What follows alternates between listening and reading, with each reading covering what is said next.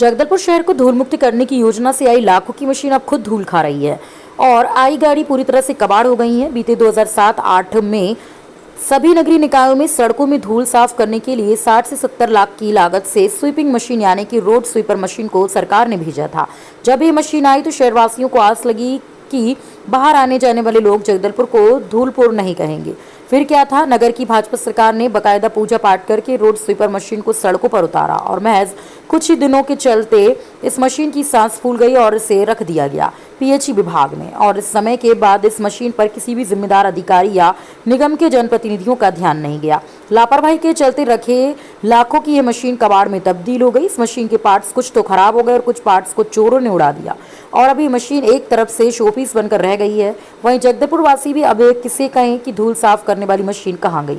आज भी रहवासी सड़कों पर धूल से परेशान है। इधर निगम के सत्ता पक्ष और विपक्ष एक दूसरे को कोसने के अलावा कुछ भी नहीं कर पा रहे हैं। कांग्रेस इस पर भी भ्रष्टाचार करने का आरोप लगा रही है, तो वहीं सत्ता पक्ष के सफाई सभापति अब जल्दी नई मशीन लाने की बात कह रहे हैं ताकि संभाग का जिला मुख्यालय कहलाने वाला जगदलपुर धूल मुक्त हो सके।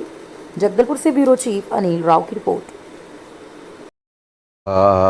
ट्रक आई थी जिसमें एक साइड चक्कों के बाहर से लगा हुआ एक स्क्रब टाइप का था जो धूल मुक्त करने के लिए शहर में यह उस समय के वर्तमान कार्यकाल में मंगाया गया था, जिसमें हमारे शहर में महापौर श्रीमती गीतेश मल जी का कार्यकाल था। उनकी सोच थी कि शहर को धूल मुक्त किया जाए और वह मशीन लगभग 60 लाख की मशीन थी, वो भी 2007 के समय का। तो लेकिन वो धूल कुछ ही समय रहा, बार बार मशीन जाम हो जाता था, पूरा रबर स्क्रैप जाम हो जाता था, उसको बार बार अपडेट किया जाता था। लेकिन जस का तस वो समय है और आज का समय है, मतलब वो अपन जो धूल खा रहे हैं तो बीच बीच में तो लोग ना जगदलपुर को जगदलपुर नहीं जगधूलपुर कहना लग गए। और आज की परिस्थिति भी ऐसी है, कई सड़कें तो सड़क के ऊपर सड़क बनती हर 2-2.5 साल में और कहीं तो सड़क बनने के लिए 18 से 20 साल लग जाते हैं। तो कहीं ना कहीं ये धूलपुर आज भी है और लगातार अपन इसको धूल झेक रहे हैं। इस वजह से लोगों को सांस की तकलीफ़ें होती हैं, फेफड़ों में तकलीफ़ें होती हैं, कहीं ना कहीं पेट में भी इसका नुकसान ही है। हर प्राणी को इसका नुकसान है। घर में चाहे ना 2 से 4 साल बंद कर दिया जाए तो ऐसा लगता है कि 2-4 साल तो 2 दिन भी अगर बंद कर दिया जाए तो घर के अंदर भी पूरे धूल जमा हो जाते हैं बर्तनों में। तो कहीं ना कहीं ये धूल तो बहुत नुकसान हो रहा है। और जगदलपुर जैसे शहर में जहाँ पर पर्यटन स्थल छत्तीसगढ़ में नंबर 1 बोला जाता है, ऐसे में वहाँ पर्यटक आएंगे और धूल खाएंगे तो इसको कैसे कहेंगे हम जगदलपुर में छत्तीसगढ़ में नंबर 1 पर्यटन बस्तर। यह मशीन मुझे मालूम है जितना 2007-8 में लाई गई थी, जिसमें गीतेश मल्ल के कार्यकाल में राज्य सरकार के द्वारा इसे जबरन भेजा गया था, बगैर निगम की मांग के इसे मशीन भेजा गया था।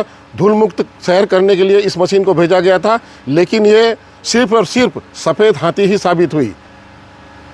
कितनी लागत की थी? यह मशीन लगभग 60 लाख रुपए की लागत की थी, जो एकदम शून्य थी, किसी काम की नहीं थी। जिस काम के लिए इसे भेजा गया था वह अपना काम नहीं कर पाई। क्या लगा कभी चली है गाड़ी? नहीं, सिर्फ कंपनी के ऑपरेटरों के द्वारा कुछ 2-4 दिन चलाई गई, लेकिन उसके पश्चात हमारे पास ऑपरेटर के अभाव में यह गाड़ी चली ही नहीं। और चली भी थोड़ी सी चले भी थी तो इसको चलाया नहीं, सही ऑपरेटर के द्वारा नहीं चलाया गया।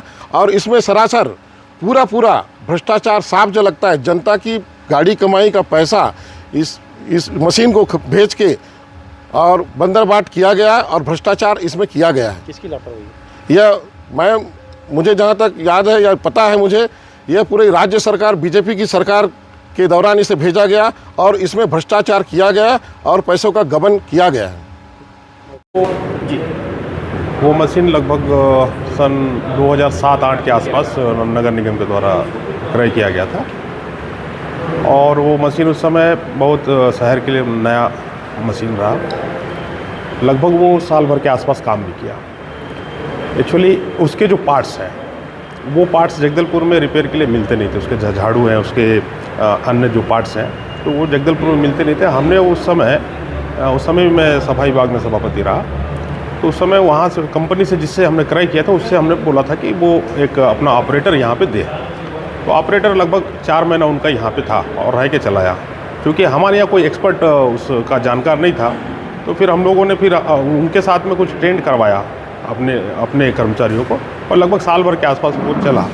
लेकिन लगातार वो पार्ट्स के न मिलने के कारण वो कंटिन्यू हम नहीं कर पाए उसको।